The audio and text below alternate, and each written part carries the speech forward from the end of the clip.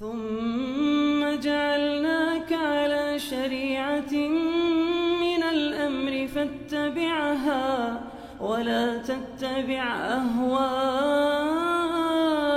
الذين لا يعلمون. Ya maulid Nabi kan acara kan makan-makan, enak nggak sih makan-makan? Enak.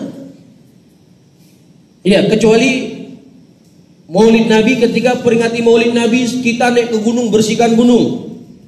Orang nggak maulid ya wajar. Capek maulid, ini maulid makan, enak nggak? Enak. Salaman sama perempuan selesai pengajian enak atau enggak? Enak. Ya dikelilingi ibu-ibu, kita duduk di tengah, enak nggak ngisi pengajian? Enak. Tetapi kita sekarang bukan cari enak-enak atau tidak enak, tapi kita ingin mencari ridhonya Allah Subhanahu wa taala. Wajar kalau seandainya awalnya hanya timbul karena pulih-pulih gunung, wajar mereka berbicara demikian kan. Maulid itu enak. Antum pernah ada makanan di Aceh dijual pakai daun yang dibakar? Nggak ada, dijual di pasar. Adanya khusus di Maulid Nabi. Itu makanan yang paling lezat itu. Ya, dibakar daunnya sudah kering, dibungkus nasi. Masya Allah. Gak ada warung yang bisa jual nasi seperti itu kecuali di Maulid Nabi. Enak sebenarnya Maulid Nabi, enak. Tetapi kita dalam beragama bukan enak dan tidak enak. Kita beragama adalah menundukkan hawa nafsu kita kepada perintah Allah Subhanahu wa taala. Bisa difahami oleh ikhwah? Kalau seandainya Maulid Nabi dalam bentuk kecintaan kepada Rasul, pasti para sahabat akan melakukannya. Atau pernah dengar kisah perang Uhud?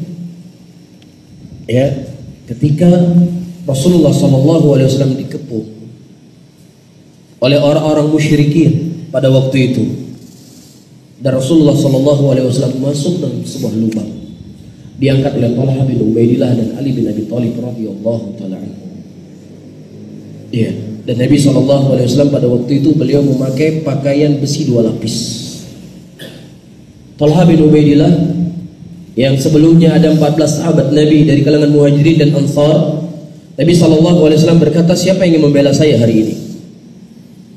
Ya, Rasulullah sudah terjepit dan isu Nabi SAW sudah terbunuh, sehingga ada sebagian sahabat yang sudah pulang lari ke Madinah. Dalam keadaan mereka terjepit, pasukan muslimin sudah berkurang. Iya, di tengah-tengah kegentingan, di tengah-tengah mereka telah mengepung Nabi, dan Nabi SAW berdarah kepalanya dan patah gigi seri beliau.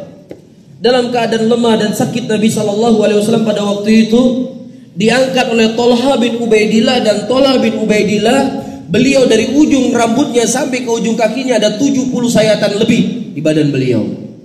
Sampai-sampai ada peta tertempel di kepalanya beliau, saking besarnya bocor kepala beliau radhiyallahu taala anhu. Di tengah sisa-sisa tenaga yang dimiliki oleh Talha bin Ubaidillah, beliau mengangkat Nabi sallallahu alaihi wasallam naik ke sebuah batu.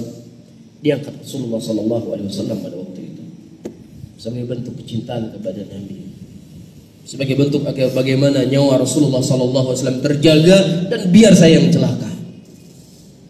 Iya, ini bentuk mereka memuliakan Rasul, bentuk mereka cinta kepada Nabi sallallahu alaihi wasallam, sehingga tidak bisa disaingi oleh siapapun manusia yang datang setelahnya yang mereka lebih cinta kepada Nabi sallallahu alaihi wasallam. Enggak ada.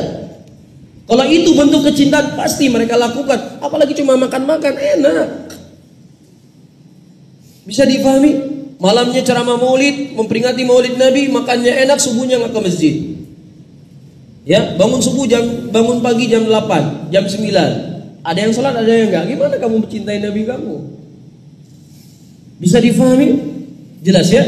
Jadi ahlul batil, ahlul bidah, ketika mereka meyakini sebuah kebidahannya, ya mereka yakin ini adalah sebuah ibadah. Yakin mereka dengan kejahilan dan kebodohannya mereka.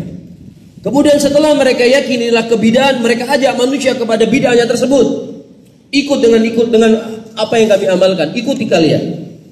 Dan tidak hanya sampai di situ, setelah mereka mengajak manusia kepada kebidahan yang mereka bangun di atas kejahilan tadi, kemudian mereka menjadikan itu sebagai prinsip sebuah kebenaran. Siapa yang tidak buat maulid, sesat. Siapa yang buat maulid, bagus. Iya. Jadi tidak hanya berakhir pada satu titik buat maulid saja, nggak sampai di situ. Iya, setelah mereka buat, mereka ajak manusia, ya, kemudian mereka bangun prinsip agama mereka di situ. Siapa yang buat maulid bagus, tidak buat maulid sesat.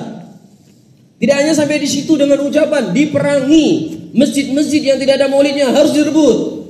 Nggak berhak untuk tinggal di Aceh, nggak berhak untuk tinggal di Indonesia. Begitulah kebidahan, terus dan terus.